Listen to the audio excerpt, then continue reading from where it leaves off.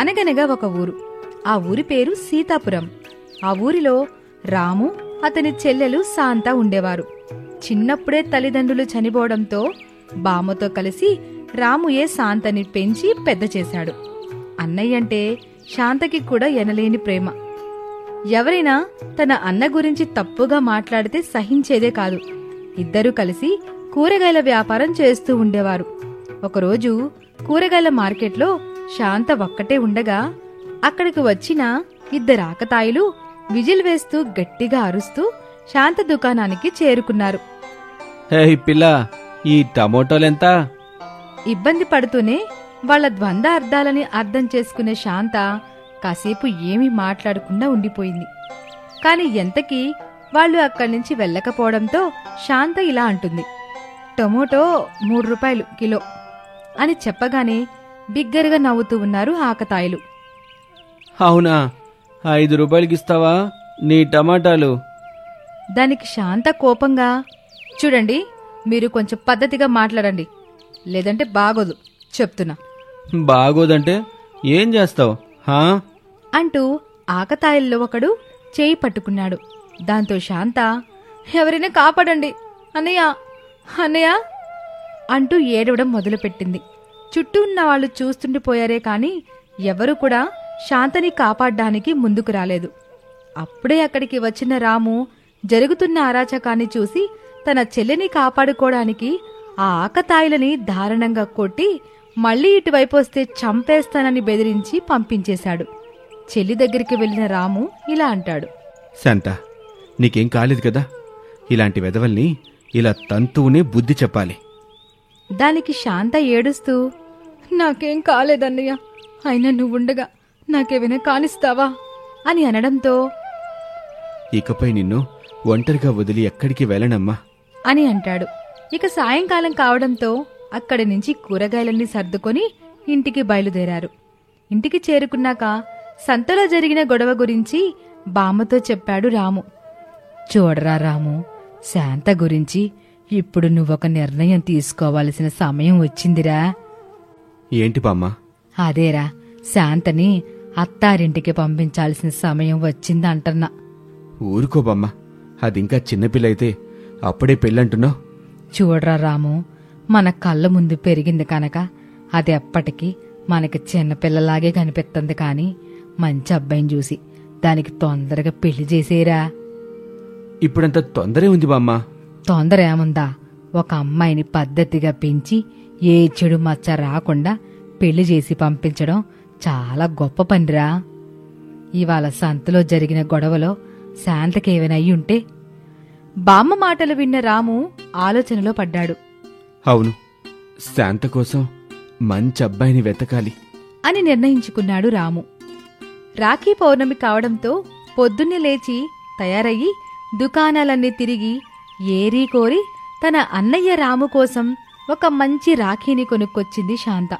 రాము లేచి తలస్నానం చేసి రాఖీ కట్టుకోవడానికి కూర్చున్నాడు. మంగళహారతి పళ్ళెంతో వచ్చిన శాంత అన్నయ్య రాముకి బొట్టు పెట్టి కుడి చేతికి రాఖీని కట్టింది. అన్నయ్య, నాకు ఈ ఏడాది ఒక ప్రత్యేకమైన కానుక కావాలి. సరే, ఏం కావాలో చెప్పమ్మా. నేనడిగాక నువ్వు కాదు అనొద్దు, మరి ముందు మాటివ్వు. సరే, నువ్వేదడిగినా కాదన్ను అంటూ రాము మాటిచ్చాడు. అందుకు సంతోషపడిన శాంత ఒక్క నిమిషం అంటూ ఇంటి బయటికి వెళ్లి తన చిన్ననాటి బాల్య మిత్రురాలైన సుకన్యని ఇంట్లోకి తీసుకొచ్చింది. సుకన్యని చూసి సరిగా గుర్తుపట్టని రాము, శాంత, ఎవరమ్మా ఈమె? గుర్తుపట్టలేదా అన్నయ్య? లేదమ్మా. తను నా చిన్ననాటి స్నేహితురాలు సుకన్య అనగానే రాముకి గుర్తుకొచ్చింది. కాని అంటూ ఆలోచనలో పడ్డ రాముతో, అన్నయ్య, సుకన్య తల్లిదండ్రులు చిన్నప్పుడే పక్కూరికి వలస వెళ్లారు కదా, వాళ్ళు ఈ మధ్యే అనారోగ్యంతో కాలం చేశారు. అయ్యో, అవునా? పేదరికం వల్ల దహన సంస్కారాలు కూడా చేయలేకపోవడంతో పక్కూర్లో వాళ్లంతా కలిసి చందాలతో ఆ అంతిమ సంస్కారాల్ని పూర్తి చేశారు అనగానే సుకన్య ఏడవడం మొదలుపెట్టింది. ఏడుస్తున్న సుకన్యని శాంత ఓదారుస్తుంది. అన్నయ్య, ఇలా అడుగుతున్నానని నువ్వు ఏమీ అనుకోవద్దు.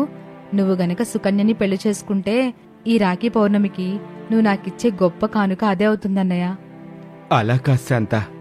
అని శాంతకి నచ్చచెప్పే ప్రయత్నం చేసినా కూడా శాంత ఒప్పుకోదు. పైగా సుకన్య చాలా మంచి అమ్మాయి అన్నయ్య, నువ్వు ఒప్పుకొని తీరాల్సిందే అని పట్టుబట్టడంతో సరేరా, ఒప్పుకుంటాను. కాని నా పెళ్లి కన్నా ముందు నీ పెళ్లి జరిపిస్తాను. దానికి నువ్వు ఒప్పుకుంటే నేను సుకన్యని పెళ్లి చేసుకుంటాను అని చెప్పడంతో శాంత కొంత సిగ్గుతో నవ్వి సరే అన్నయ్య, నీ ఇష్టం అని చెప్పింది. అందరూ కలిసి ఆనందంగా నవ్వుకున్నారు. పక్కనుండి ఇదంతా చూస్తున్న బామ్మ తన మనవడు మనవరాళ్లకి పెళ్లి జరగబోతుందని తెలిసి సంతోషపడింది. ఇక శాంతకి మంచి అబ్బాయి కోసం వెతుకుతున్న రాము ఊర్లన్నీ తిరిగాడు. తెలిసిన వాళ్లందరికీ తన చెల్లి గురించి చెప్పి తనకి కాబోయేవాడు ఎలా ఉండాలో వివరించి పెళ్లి సంబంధాలు చూడమని చెప్పాడు. కాని ఒక్క మంచి అబ్బాయి కూడా దొరకలేదు. ఇలా జరుగుతూ ఉండగా ఒకరోజు పొద్దున్నే బామ్మని కలవడానికి వచ్చిన అయ్యగారు, అమ్మా గౌరమ్మ, రాము పెళ్లి సుకన్యతో జరిపించటానికి ఇంకో 2 రోజులే మంచి ముహూర్తాలు ఉన్నాయి. ఈ 2 రోజుల్లో జరిపించకపోతే 6 నెలల వరకు పెళ్లి ముహూర్తాలు లేవు. ఆ విషయం చెప్పడానికే వచ్చాను తల్లి. పంతులు చెప్పిన మాటలు విని బామ్మ ఆలోచనలో పడుతుంది. సరే పంతులుగారు, నేను రాముతో మాట్లాడతాను అని చెప్పడంతో పూజారి కూడా అక్కడ్నుంచి వెళ్ళిపోయాడు. ఇంటికి వచ్చిన రాముతో బామ్మ ఇలా అంటుంది, రాము, శాంతకెవరైనా అబ్బాయిని చూసావా? లేదు బామ్మ, చాలా మందికి చెప్పి పెట్టాను. కాని మనకు నచ్చినట్టు శాంతకి తగినట్టుగా అబ్బాయి దొరకాలి కదా బామ్మా. అవును, అది నిజమే. కాని నేను నీకొక విషయం చెప్తారా? ఏంటి బామ్మా? పొద్దున్న పంతులొచ్చి ఇంకో 2 రోజులు మాత్రమే ఉన్నాయని చెప్పాడు. బామ్మ చెప్పిందంత విన్న రాము, అయితే పెళ్లికి ఇంకో 6 నెలలు ఆగాలి, అంతే కదా బామ్మా? అది కాదురా రాము, శాంతకి మంచి అబ్బాయి దొరకడానికి సమయం పడుతుంది గదా, అందుకే ఈ 2 రోజుల్లో నువ్వు సుకన్యని పెళ్లి చేసుకో అని అంటుంది. రాము ముందు ఒప్పుకోకపోయినా బామ్మ ఒత్తిడి చేయటంతో సుకన్యని పెళ్లి చేసుకుంటాడు. ఇక పెళ్లి జరిగిన రోజు నుండి సుకన్య శాంతని నీచంగా చూడడం మొదలు పెడుతుంది. భర్త తెచ్చే సంపాదన మొత్తం తానే తీసుకుని శాంతని ఇబ్బందులు పాలు చేస్తూ ఉంటుంది. అలా కొన్ని వారాలు గడిచిన తర్వాత ఒకరోజు శాంత వంటగదిలో వంట చేయబోతూ ఉండగా, ఇప్పుడేం కావాలని వంటగదిలోకి తగలడ్డావు? పెళ్లి కుదరడం లేదని బాధ లేదు గాని వంటింట్లో మాత్రం ఎగబడి తిందామనొచ్చావా అని సుకన్య అనటంతో శాంత ఏడుస్తూ ఉంటుంది. ఎందుకొద్దున అలా మాట్లాడుతున్నావు? నేనేమన్నానిప్పుడు? నీకు పెళ్లి కుదరడం లేదని కొంచెం కూడా బాధ లేకుండా నా ఇంట్లో పడి తింటున్నావని గుర్తు చేశా, అంతేగదా అని అనటంతో శాంత ఏడుస్తూ అక్కడి నుండి వెళ్ళిపోయింది. ఇదంతా దూరం నుండి చూసింది బామ్మ. సాయంకాలం ఇంటికొచ్చిన రాము భార్య సుకన్యతో, సుకన్య, శాంతెక్కడుంది? ఏమో, ఎక్కడ పోయిందో నాకేం తెలుసు అని వెటకారంగా సమాధానం చెప్పింది. అది విన్న రాముకి సుకన్య కొద్ది రోజులుగా ప్రవర్తిస్తున్న తీరు గుర్తొచ్చింది. వెంటనే బామ్మ దగ్గరకు వెళ్లిన రాము సుకన్య శాంతని తిట్టిన విషయం తెలుసుకొని చెల్లెల కోసం వెతుక్కుంటూ బాధగా బయటకు వెళ్లాడు. ఊర్లో అన్ని ప్రదేశాలు తిరిగి చివరికి మంచినీటి బావి దగ్గర కూర్చున్న శాంతని కలిశాడు. అన్నని చూసిన శాంత ఏడవడం మొదలుపెట్టింది. రాము శాంతని ఊరుకోబెట్టి ఇంటికి తీసుకొచ్చి సుకన్యని చెంపమీద కొట్టి, చూడు సుకన్య, ఇకపై నా చెల్లెలి గురించి ఒక్క మాట తప్పుగా మాట్లాడినా, అవమానించినా నిన్ను వెంటనే ఇంట్లో నుండి గెంటేస్తాను అని బెదిరించడంతో సుకన్య తన తప్పును తెలుసుకుంది. శాంతను క్షమాపణలు అడిగింది. చెల్లెలపై రాముకున్న ప్రేమ ముందు భార్య మొండితనం ఓడిపోయింది. అటుపై రాము ఒక మంచి అబ్బాయి అనిల్తో శాంత పెళ్లి అంగరంగ వైభవంగా జరిపించి అత్తారింటికి పంపించాడు. ఇది ఇవాల్టి స్టోరీ. మరొక ఆసక్తికర కథతో మళ్ళీ కలుద్దాం. అనగనగా ఒక ఊరు. ఆ ఊరు పెద్ద జనార్దన్ రావు తనకి 2 చదువుకున్న పనివారు కావాలని దండోరా వేయించాడు. ఊరి పెద్ద దగ్గర పనంటే జీతం ఎక్కువ ఉంటుందని ఆశపడి 20 మంది మరుసటి రోజు ఉదయాన్నే జనార్దన్ ఇంటి ముందు వాలిపోయారు. వాళ్లలో తనకు కావలసింది 2 కనుక వాళ్లతో ఇలా చెప్పాడు. ఎవయ్యా, నాకు కావాల్సింది ఇద్దరే. మీరేమో 20 మందున్నారు. కాబట్టి నాకు నచ్చిన ఇద్దరిని మీలో నుంచి ఎంచుకుంటాను. అందుకు మీకు సమ్మతమేనా? దానికి ఆ 20 మంది సరేనని తల్లూపారు. సరే మరి, రేపు ఉదయాన్నే మీరందరూ ఇక్కడికి రండి. మీకో పరీక్ష పెడతాను. ఆ రోజు సాయంత్రం జనార్దన్కు అత్యంత ఇష్టమైన పనివాడైన ముసలి సీతయ్య అతని దగ్గరికి వచ్చాడు. అయ్యా, రేపు మీరు ఆ 20 మందికి ఏ పరీక్ష పెట్టబోతున్నారయ్యా? ఏమీ లేదు సీతయ్య, వాళ్ల బలాబలాలు సామర్థ్యం చూడాలి కదా. బలహీనులు మనకి పనికిరారు. వాళ్ళని ఏ పనికి పురమాయిస్తారయ్యా? ఒకరిని బియ్యం మిల్లులో దగ్గరుండి పనులు చూసుకోటానికి, ఒకరిని నీ స్థానంలో నా దగ్గరుండి లెక్కలు చూసుకోటానికి. నువ్వు పని మానేసి విశ్రాంతి తీసుకుంటాను అంటున్నావు గదా. అయ్యా, మరి వాళ్ళకి కావాల్సింది బలం కాదుగా? నిజమే సీతయ్య, వాళ్ల తెలివితేటల్ని కదా నేను పరీక్షించాల్సింది.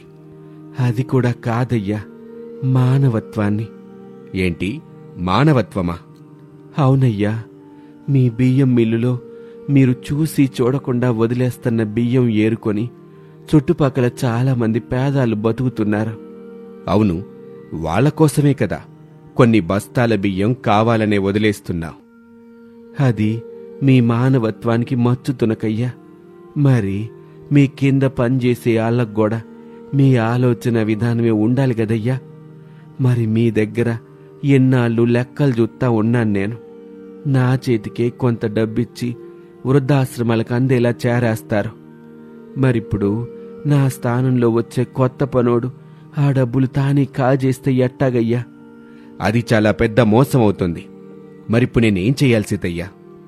అయ్యా, మీరేమీ చేయకండి. మీకు సరిపోయే పనాలని నేనే మీకోసం ఎంచి తీసుకొస్తాను. నా మీద నమ్మకం ఉంటే ఆ పని నాకు అప్పగించండి అయ్యా. నీకంటే నమ్మకస్తులు నాకు ఎవరూ లేరు సీతయ్య. నువ్వేం చెయ్యాలనుకుంటున్నావో అదే చెయ్యి. జనార్దన్ పనివాళ్లను ఎన్నుకునే బాధ్యత సీతయ్యకు అప్పగించాడు. ఆ మరునాడు 20 మంది యువతీ యువకులు జనార్దన్ ఇంటికొచ్చారు. జనార్దన్ బయటకొచ్చి సీతయ్య చెప్పమన్నట్టు చెప్పాడు. మీరంతా వచ్చినందుకు చాలా సంతోషం. కాకపోతే నాకున్నట్టుండి ఒక అత్యవసర పనొచ్చి పడింది. అలాని మిమ్మల్ని పంపించలేను. దయచేసి సాయంత్రం వరకు మీరు ఇక్కడే ఉండండి. మధ్యాహ్నం మీకు భోజన వసతి కూడా నేనే కల్పిస్తాను. సాయంత్రం వరకు విశ్రాంతి తీసుకోండి. సాయంత్రం నేను తిరిగొచ్చి నాకు నచ్చిన ఇద్దరిని ఎన్నుకుంటాను. అవసరమైతే 3 తీసుకుంటాను. ఆ మాటకు 20 మంది సరే అన్నారు. జనార్దన్ ఇక ఎవరికీ కనిపించకుండా లోపలికి వెళ్లిపోయాడు. 20 మంది ఒక గదిలో కూర్చుని ముచ్చట్లు చెప్పుకుంటూ ఉన్నారు. అందులో అబ్బాయిలు వాళ్లతో పాటు పనికొచ్చిన 5 అమ్మాయిలను చులకనగా మాట్లాడడం మొదలుపెట్టారు. హే అమ్మాయిలు, చక్కగా ఇంట్లో ఉండి అంట్లు తోముకోక మీకీ ఉద్యోగాలు అవసరమా? నిజం చెప్పాలంటే ఈ 2 ఉద్యోగాలు తెలివితో కూడుకున్నవి. మీరు ఆశలు వదిలేసుకుంటే మంచిది. మీలాగే మేము చదువుకున్నాం, మాకు కూడా తెలివితేటలున్నాయే. ఒక్కసారి పనిలో చేరాక కడుపు నొప్పి వస్తుంది, నడుం నొప్పి వస్తుంది అని సెలవులు పెట్టడానికి ఉండదమ్మా. అందుకే మిమ్మల్ని ఇంట్లో ఉండమనేది. ఆ మాటకు మిగతా అబ్బాయిలంతా నవ్వారు, ఒక్క 4 తప్ప. అమ్మాయిలు సిగ్గుతో తలదించుకున్నారు. అందులో శ్రీను, రాము అనే 2 మాత్రం అమ్మాయిల తరపున మాట్లాడారు. రేయ్, అలా ఇంట్లో కూర్చుంటేనే మీ ఇంట్లో ఆడవాళ్ళు మీకు అన్ని పనులు చేసి పెడుతున్నారా? వాళ్ళు చేయలేని పనే ఉందిరా. మనతో సమానంగా వాళ్ళు ఉద్యోగానికి వచ్చినప్పుడే మనకంటే ఒక మెట్టు పైకెక్కారు వాళ్ళు. మీరు వాళ్ళని చులకనగా మాట్లాడి వాళ్లతో పాటు మీ ఇళ్లలోని ఆడవాళ్ళని కూడా సిగ్గుపడేలా చేస్తున్నారు. మీ చదువు మీకు సంస్కారం నేర్పించలేదే. జనార్దనం గారు మీ మూర్ఖత్వాన్ని చూస్తే మీకు ఉద్యోగం ఇస్తారా అసలు? ఆ మాటలకు ఎవరూ సమాధానమివ్వలేదు. అదంతా చూస్తున్న సీతయ్య తన పని కాస్త సులువైందనుకుని అక్కడి నుండి బయటకు వెళ్లాడు. మధ్యాహ్నం వేళకు 20 మందికి భోజనాలు ఏర్పాటు చేశాడు సీతయ్య. కాని అక్కడ 20 మంది ఉంటే సీతయ్య 3కి భోజనాన్ని తక్కువగా తెచ్చాడు. నేలమీద విస్తరాకుల్లో 17 మందికి భోజనం పెట్టి ఇలా అన్నాడు. అయ్యయ్యో, మీరు 20 మంది ఉన్నారు, కానీ భోజనం 17 మందికే ఉంది. ఇప్పుడెట్లా? పిల్లలు, కాస్త మీలో మీరు ఆ మిగిలిన ముగ్గురికి భోజనం సర్దుకోండి. మళ్ళీ ముగ్గురి కోసం వంట చెయ్యాలంటే ఇబ్బంది అవుతుంది అని చెప్పి మరో మాట లేకుండా అక్కడి నుండి వెళ్ళిపోయాడు. 20 మంది ఒకరి ముఖాలు ఒకరు చూసుకున్నారు. ఒరేయ్, నాకు మాత్రం బాగా ఆకలిగా ఉంది. మీలో మీరు పంచుకొని తినండి. నేనైతే నా భోజనం నేనే తినేస్తాను. జనార్దన్ గారు మహాసంపన్నులు కదా, కేవలం 20 మందికి సరిపడా భోజనాలు ఏర్పాటు చేయలేకపోయారా? ఇక జీతాల సంగతి ఏంటో. ఏదేవైనా నాకు ఆకలిగా ఉంది. రాము, శ్రీను భోజనాల నుండి వేరుగా పక్కకు వెళ్లిపోయారు. అమ్మాయిల్లో స్వాతి అనే అమ్మాయి తన ఆకలిని దాచుకొని పక్కకొచ్చేసింది. ఆ ముగ్గురు ఒక చోట చేరారు. మిగిలిన వాళ్లు భోజనం చేశారు. అరే, మీరు భోజనం చేయాల్సింది కదండి. ఆకలికి అబ్బాయి అమ్మాయి అని తేడా ఉండదు కదండి. పోనీలే, వాళ్ళైనా తృప్తిగా తింటారు. ఒక్క పూట భోజనానికి ఇంత బాధపడిపోతే రోజుకి ఒక్క పూటైనా తిండి లేని వాళ్ళ గతేంటో. మా అమ్మ జనార్దనం గారి బియ్యం మిల్లులో నుంచి బియ్యం ఏరుకొచ్చి మాకు భోజనం పెట్టేది. ఆయన పెట్టిన అన్నం తినే నేను ఈ స్థాయికొచ్చాను. ఆయన కింద పనిచేయటం నిజంగా అదృష్టమే. అలాగా, మా తాతయ్య అమ్మమ్మలు పరిస్థితులు బాగోలేక వృద్ధాశ్రమంలో చేరారు. ఆ ఆశ్రమాన్ని జనార్దనం గారే ఒంటి చేతు నడిపిస్తున్నారు. ఆయన వల్ల నేను కూడా మేలు పొందిందాన్నేనండి. ఈ విధంగా ముగ్గురు మాట్లాడుకుంటూ ఉన్నారు. భోజనం చేసిన 17 మంది ఎక్కువగా తినేయడం వల్ల ఎక్కడి వాళ్ళక్కడే కదల్లేక కూర్చొని ఉండిపోయారు. అబ్బా, భోజనం చాలా ఎక్కువగా పెట్టారు కదా. అవును, నేను రోజు కంటే ఎక్కువే తిన్నానివాళ. నేను చాలా అన్నం పాడేశాను తినలేక. అంత ఎక్కువగా ఎందుకు పెట్టాలి వాళ్ళసలు? ఈలోగా సీతయ్య ఒక బస్తా భుజాన వేసుకుని వాళ్ల ముందు నుండే నడవలేక నడుస్తూ ఇంట్లోకి వెళ్తూ ఉన్నాడు. భోజనం చేసిన వాళ్లు భుక్తాయాసంతో లేవలేక చూస్తూ ఉన్నారు. ఓయ్ ముసలయ్యా, నీ వయసేంటి? నువ్వు మోస్తున్న బరువేంటి? నీకసలు మత్తుందా? రాము గబగబా వచ్చి సీతయ్య భుజాన ఉన్న బస్తా తీసుకున్నాడు. నిజానికి ఆ బస్తా అంత బరువేమీ లేదు. రాము అది గ్రహించి సీతయ్య వైపు ఆశ్చర్యంగా చూశాడు. సీతయ్య రామును చూసి నవ్వాడు. ఆ తర్వాత జనార్దన్ బయటకొచ్చాడు. అప్పటి వరకు లేవలేక ఉన్న వాళ్ళంతా అప్పుడు లేచి వినయంగా నిలబడ్డారు. ఇప్పటి వరకు ఎదురు చూసినందుకు ధన్యవాదాలు. ఇక భోజనం చేసిన వాళ్ళంతా ఇంటికి వెళ్ళిపోవచ్చు. అదేంటి జనార్దన్ గారు, మీరు మాకు పరీక్ష పెట్టనే లేదు కదా? మీరు ఎలాంటి ప్రశ్నలు అడిగినా నేను ఇట్టే సమాధానం చెప్పగలనయ్యా. కావాలంటే అడిగి చూడండి. సరే, అడుగుతాను. అందరూ సమాధానం చెప్పండి. ఉద్యోగంలో ఆడవాళ్లకు మగవాళ్లకు సమాన హక్కు ఉండటం ముఖ్యమా కాదా? దానికి అబ్బాయిలంతా ఆశ్చర్యంగా చూశారు. ఆ రోజు ఉదయం వాళ్ళు అమ్మాయిల గురించి మాట్లాడిన మాటలు వాళ్లకి గుర్తొస్తాయి. ఎవరూ నోరు విప్పలేదు. అయ్యా, నిజమే, వీళ్ళంతా మమ్మల్ని చూసి ఎగతాళి చేసిన వాళ్లే. అమ్మా, ఆడవాళ్లు అన్నపూర్ణకు మరో రూపం. ఆకలితో ఉన్నవాళ్లతో ఒక్కపూట మీ భోజనం పంచుకుంటే మీకేమైనా నష్టమా? ఇతరుల అవసరం చూడ్డం కూడా ముఖ్యమే గదా. ఇక భోజనం చేసిన వాళ్లంతా ఆ మాటలకు తలదించుకున్నారు. బరువులు మోసే వయసు కాకున్నా కష్టపడే గుణమున్న ముసలాయనకు కాస్త సహాయం చేస్తే మీరు తిన్నది అరిగిపోతుంది అనుకున్నారా? చూడండి జనార్దనం గారు, మీరు మమ్మల్ని అవమానించటానికి ఇక్కడికి పిలిచారా? అసలు మీరు పరీక్ష పెడతారని ఇవన్నీ అడుగుతున్నారేమిటి? అసలు మీకు మాలో ఎవరినైనా ఎన్నుకునే ఉద్దేశం ఉందా లేదా? మీరు పెట్టబోయే పరీక్ష ఏంటో వివరంగా చెప్పండి. చూడండి, మీ పరీక్ష అయిపోయింది. ఆ పరీక్ష పేరు మానవత్వం. మానవత్వమా? అది కూడా ఒక పరీక్షేనా? పరీక్ష కాదు, అత్యవసరమైన లక్షణం. దురదృష్టవశాత్తు అది మీలో లేదు. ఇవాళ పరీక్షలో నెగ్గిన వాళ్ళు రాము, సీను, స్వాతి. మిగిలిన వాళ్ళు వెళ్ళిపోండి. రాము, నువ్వు బియ్యం మిల్లులో జరిగే పనులు దగ్గరుండి చూసుకో. సీను, నువ్వు నాతో ఉండి లెక్కలు రాయాలి. స్వాతి, నువ్వు మా ఇంటి వ్యవహారాలన్నీ నేర్పుగా చక్కదిద్దాలి. మీ ముగ్గురు నమ్మకంగా పనిచేస్తే నేను మీకు నమ్మకమైన భవిష్యత్తునివ్వగలను. ముగ్గురికి నెలకు చెరువు 20,000 రూపాయలు జీతం ఇస్తాను. రాము, శ్రీను, స్వాతి ఈ మాటలకు ఎంతో సంతోషించారు. ఆనాటి నుండి ముగ్గురు జనార్దన్కి తల్లో నాలుకల్లా మారారు. జనార్దన్తో పాటు వాళ్ళు కూడా గౌరవం పొందే స్థాయికి చేరుకున్నారు. ఇది ఇవాల్టి స్టోరీ. మానవత్వం.